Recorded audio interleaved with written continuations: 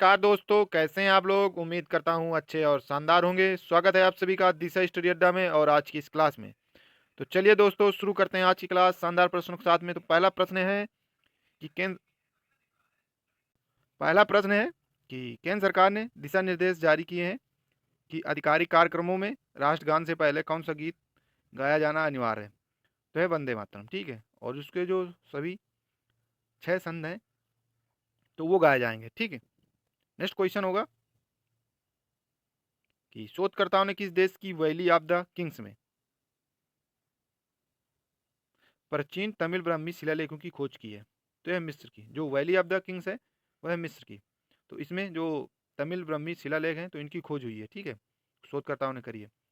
तो जो Kings of the valley of the Kings है यानी किंग्स की घाटी, ठीक है। तो ये प्राचीन मिस्र का एक प्रसिद्ध शाही समाधि स्थल यानी जो दफन का स्थान होता है वह है, और जहाँ नए साम्राज्य यानी न्यू किंगडम के राजाओं और उनके परिवारों के सदस्यों को जब अपनाया जाता था, ठीक है।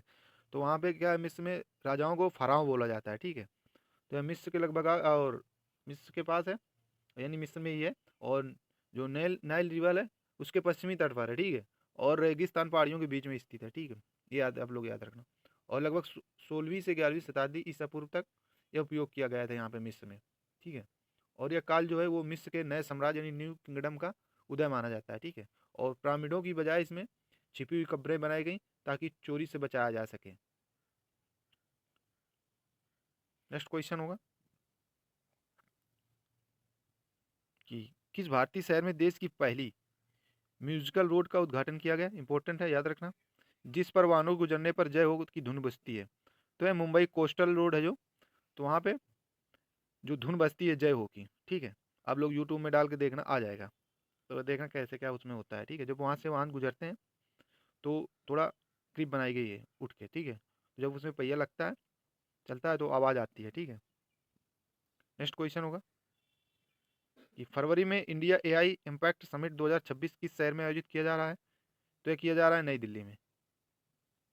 तो भारत मंडपम प्रगति मैदान में ये किया जा रहा है और यह 16 से 20 फरवरी के मध्य चलेगा, ठीक है।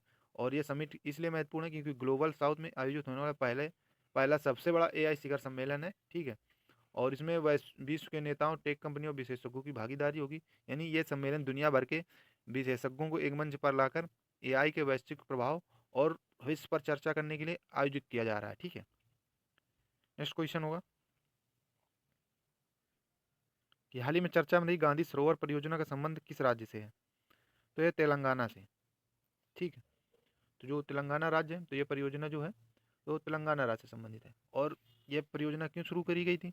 तो यह इसलिए शुरू करी गई थी तेलंगाना सरकार द्वारा कि जो झीलें हैं वहाँ पे उसका पुनर्जीवन को मिल सके और सौंदर्यीकरण कर सकें उसका, ठीक है।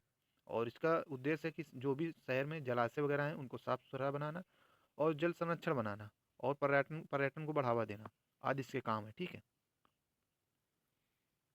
नेक्स्ट क्वेश्चन होगा कि हाल ही में किस देश ने साउथ एशियन फुटबॉल फेडरेशन यानी सैफ अंडर 19 महिला चैंपियनशिप 2026 का खिताब जीता है।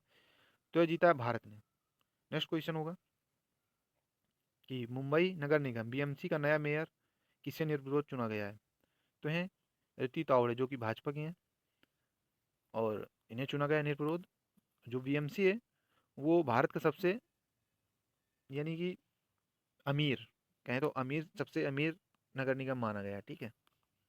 नेक्स्ट क्वेश्चन, राष्ट्रीय वन्यजीव अभयारण्य उड़ीसा रिंग रोड परियोजना के लिए किस वन्यजीव अभयारण्य की वन भूमि के लिए उपयोग को मंजूरी दी है। तो है कपिलास वन्यजीव अभयारण्य। जो कपिलास वन्यजीव अभयारण्य है तो उड़ीसा में है, ठीक है, याद रखना ये। और ये जो है ये धेन कनाल जो जिला है वहाँ पे स्थित है, ठीक है। और ये 1992 में जो कपिलास वन्यजीव अभयारण्य ये 1992 में इसको अभयारण्य घोषित किया गया और ये लगभग 223 वर्ग किलोमीटर में फैला इसका क्षेत्रफल, ठीक है। और यहाँ पे हाथी, भालू, तेंदुआ, हिरण, जंगली सुअर और पक्षी भी अनेक प्रजाति के पाए जाते हैं, ठीक है। और यहाँ पे जो वनस्पति है उष्णकटिबंधीय पर्णपाती वन है, ठीक है। ये आप लोग याद रखना। और यहाँ पे इसी जो कपिलास वन्य जो अभयारण्य है यहाँ यहीं पे कपिलास मंदिर भी स्थित है, प्रसिद्ध है जो वहाँ का, ठीक है। नेक्स्ट क्वेश्चन होगा कि हाल ही में भारत के किस स्थान पर कीचड़ ज्वालामुखी में विस्फोट दर्ज किया गया है, यानी विस्फोट हुआ है? तो ये डिंगलीपुर, अंडमान द्वीप समूह में जो ज्वालामुखी फटा है वहाँ पे कीचड़ ज्वालामुखी फटा है, ठीक है, डिगलीपुर स्थान पे। नेक्स्ट क्वेश्चन होगा और अंतिम प्रश्न है आज का कि सरला माहेश्वरी जिनका हाल ही में निधन हो गया, किस सरकारी प्रसारण संस्था की एक जानी मानी चेहरा थी? तो है दूरदर्शन की, ठीक है। तो ये आप लोग याद रखना। तो दोस्तों आज की कैसी लगी क्लास कमेंट करके जरूर बताना। तो चलिए मिलते हैं एक नई क्लास में शानदार प्रश्नों के साथ में, तब तक के लिए दोस्तों जय हिंद, पढ़ते रहें और मस्त रहें।